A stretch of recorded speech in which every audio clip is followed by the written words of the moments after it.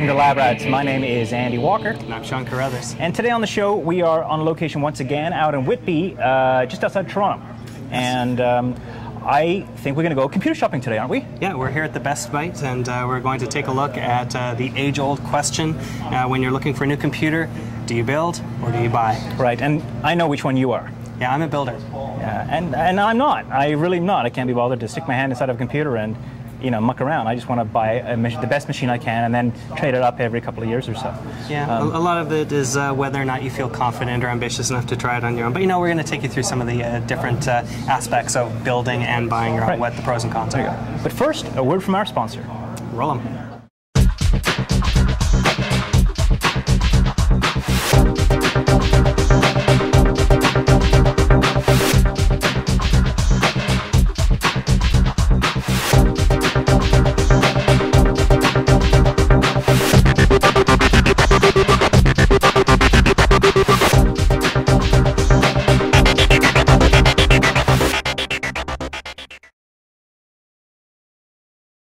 Hey, and welcome back.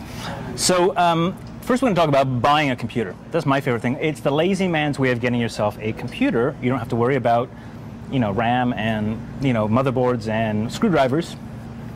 All you got to do is just say, hey, I want that one, and then flip out your credit card. And to me, you know, that's technology made simple. Mm-hmm. Now, I know you disagree. Well, I'm a build type of guy, but you know what? I understand exactly why someone would want to buy their PC. You know, my mom, she's not going to build one herself. No. You know, I can build one for her, but if she has to go out and buy one or get a new computer for whatever reason, I'm not around to build it there for her, then, you know, she's going to buy one. So what are the benefits then of buying a pre-built computer then? Well, number one, it's easy. Yeah.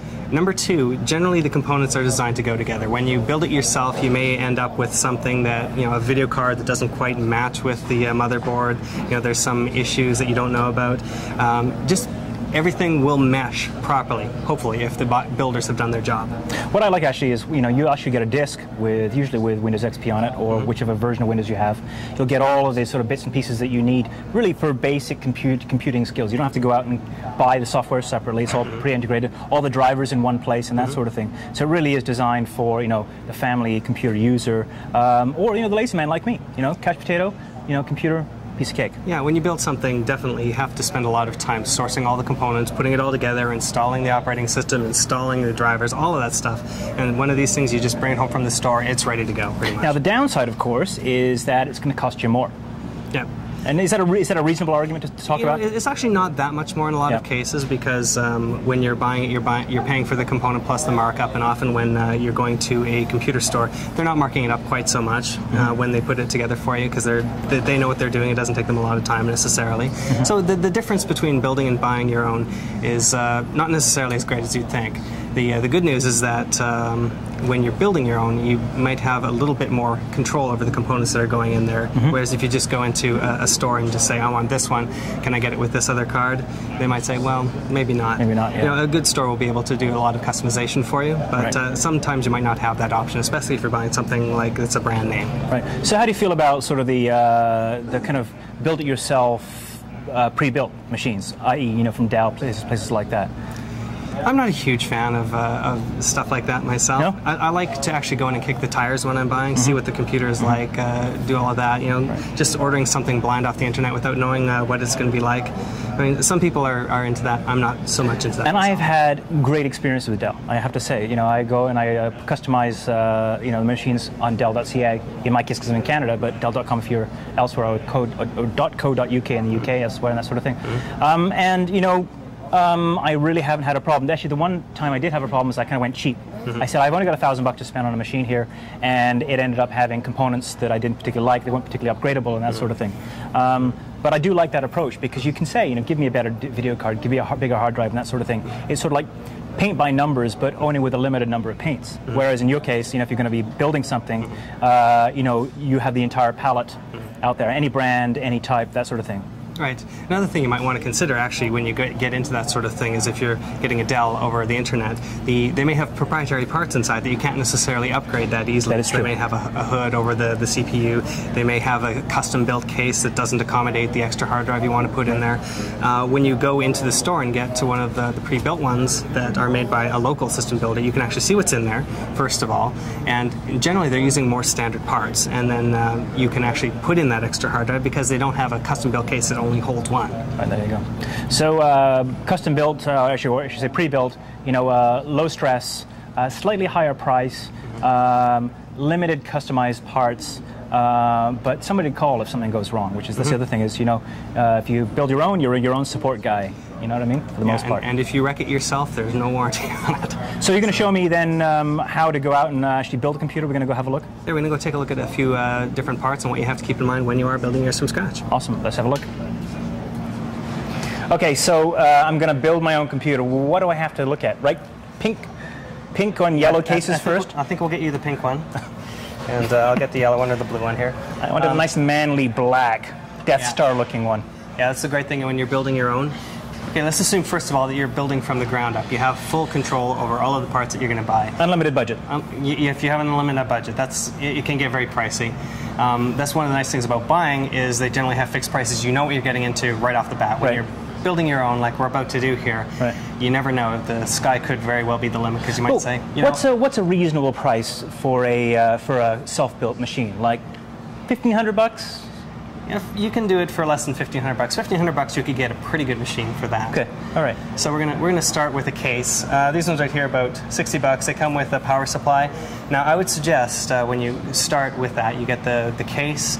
Get a separate power supply. So see if they'll knock the power supply that comes with the case out of it, and then you can buy a better one. Now, I'd suggest getting one of the better-known brand names. They're out there, maybe like an Enermax. Enermax? Yeah. And go for at least 350 watts or up, probably, to make sure that you have enough power for all the components. Now, why bother with that? Why go higher on the power? The power is the most important part of the computer. If you've got no power, it doesn't run. If you've got bad power in the case, then it will actually start damaging the components inside. Was it right? Yeah, if you have two hard drives and one hard drive winds up and the other one does, it can cause problems, right? And that sort of thing? Yeah, it could send spikes back through there, but it's more likely if the power supply isn't delivering clean power throughout the system right off the bat, then what's going to happen is the components are going to start to fry. Okay, so case, power supply, what's next? Well, you're going to need a motherboard. Right, okay. So that's the bedrock of the actual electronics portion. That's the large circuit board. Like when you open up your computer, it's the big circuit board inside. And it really is. It's sort of, besides the processor, it's the guts of the machine. And we did a motherboard expose a little bit earlier in the series, so you can go back and check that one out. Yeah. Then what you need with the motherboard is you need the processor. And you have to match the two. Now, there's a ton of different types of formats out there. There's AMD, there's Intel, and we'd actually be interested. Write in and tell us which you prefer, because we're interested in knowing what you're after when you're looking for a CPU. Yeah. So you need to make sure, anyways, that you've got an AMD processor matched with an AMD motherboard or an Intel with the board. And there's different formats. Can you cross-match them? No. No, that was a big disaster? Or they just won't fit, I guess? They won't fit, yeah. You actually need the right socket on that motherboard to fit that processor. I see, okay. And there's several different types of processor connectors inside for the different types of Intel or different types of AMD. So you want to make sure you've got the right pin count, you've got the right interface. So that's a bit of a hassle. That's one of the reasons you may not want to build your own. So that's maybe why we want to come to a store like Best Buy, because you can ask the guys behind the counter. There's a parts counter here. We'll show you a little later. And these guys kind of know the ins and outs of this stuff, right? They know what matches, what goes with what. It's good to have an advisor at the store if you come in and make sure that they can step you through all of the different matches that you need to do. Now, when you get your CPU, often you'll get a fan, but you may need a better cooling fan that clamps on top of the CPU and dissipates the heat. Okay. The one that comes with it is generally good enough if you're planning to overclock or do anything, a little bit more, excellent with your computer. You probably want to get a better cooling fan. If you're going to rev it up and run 3 hard drives and run it super hot and that sort of thing, then you kind of want to a great big wall fan that plugged into the side of the thing, right? Yeah, and we did cooling a couple episodes back. We did, check that out as well. Check out our cooling episode. And the other thing actually that sort of came to mind is you want to match your power supply with your motherboard. Different motherboards take different types of power supplies. Some will take 20 pin, some will take 24. Oh, see, this is why I really don't want to build my own computer. And some of the older machines actually used 3 power connectors. Most of them are down to 2 now. The 20 or 24 pin ATX connector and the 4-pin 12-volt connector. Those are the only two you need to worry about these days for the most part. Okay. So Dell.com. I know, I see your eyes glazing over right now. All right, so we got all that taken care of. I mean, we're going to be looking at a processor too. I mean, how do you make that decision? Because really, isn't that, people go, well, that's the first question people ask. What's the processor in your machine? Yeah, Intel versus AMD, all of that good stuff.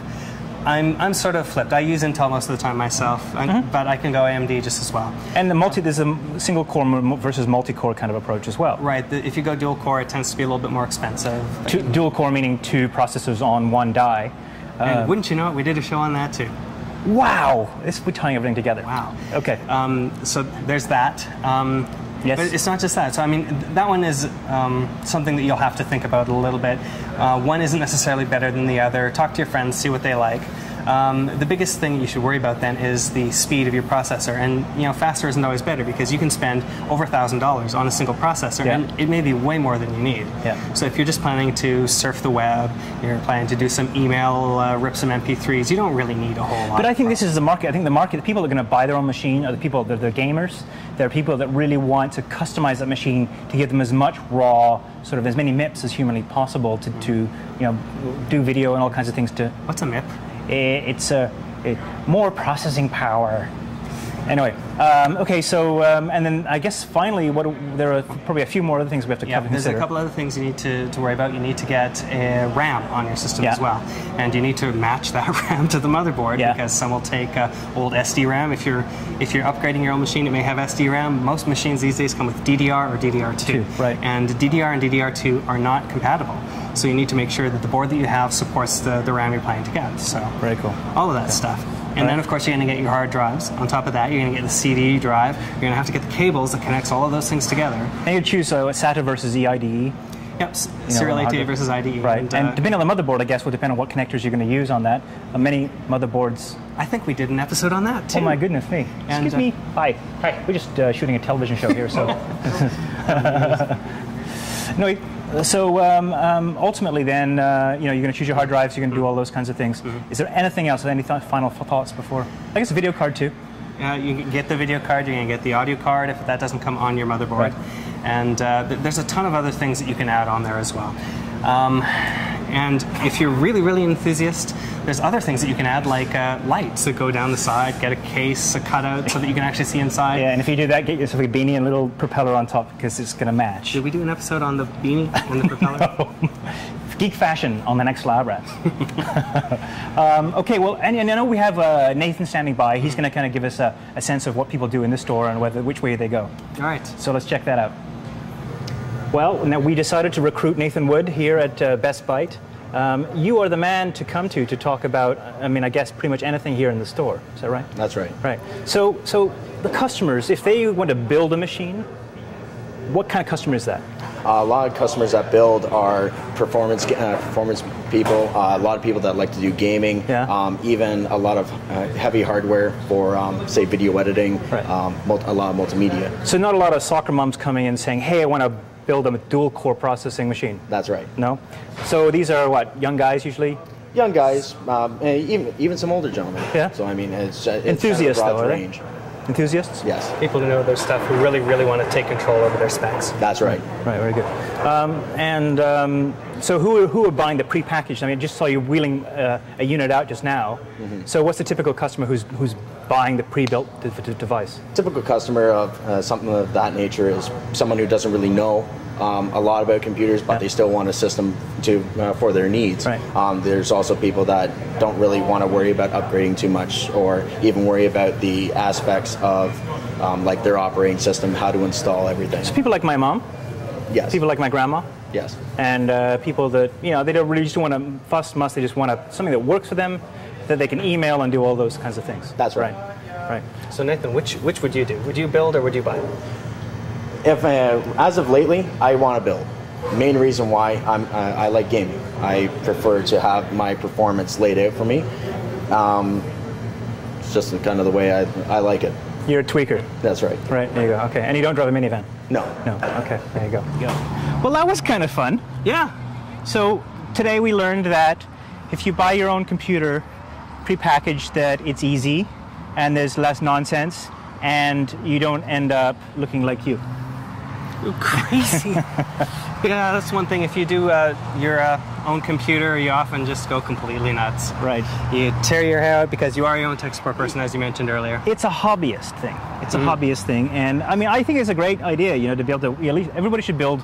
You know, what do they say? That Baz Luhrmann song? You should live in New York until you get hard, and San Francisco until you get soft, and you should build your own computer once, at least in your life, I think, ultimately. Yeah, so where would you send people if they want to learn more about parts and stuff like that on the web? There's a ton of enthusiast sites that are out there. I think that you can learn a lot. You'll also get really overwhelmed the first time you go, so just keep looking. There's Tom's Hardware, always a good site. Yep. There's AnandTech. AnandTech.com. And there's like a ton of different sites out there like that. I think we have a cow over here or something. Well, in Whitby, outside Toronto, it's, got the sticks. But anyway, well, that's it for us. Thanks for tuning in this week. We had a really good time. Thank you for downloading. Send us an email to feedback@labrats.tv. And I guess... Send us your questions, too. We always read your letters that come in asking us questions, but, keep sending them, and we're going to even answer some of them at the end of our shows, probably. You mean like the ones which mocked me after our last Apple episode? Oh, you had it coming. I did. Anyway, that's it. My name's Andy Walker. I'm Sean Carruthers. And we'll see you next time. Are you ready?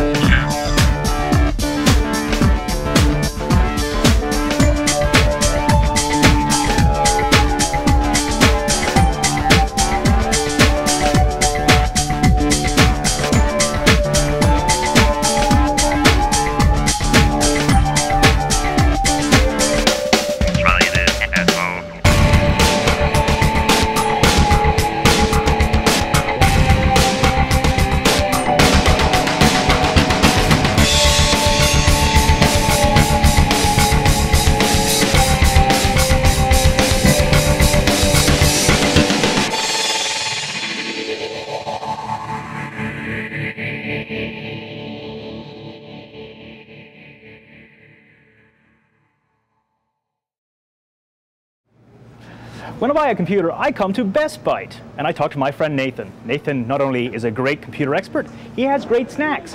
Check out the donuts at Best Bite in Whitby, Canada.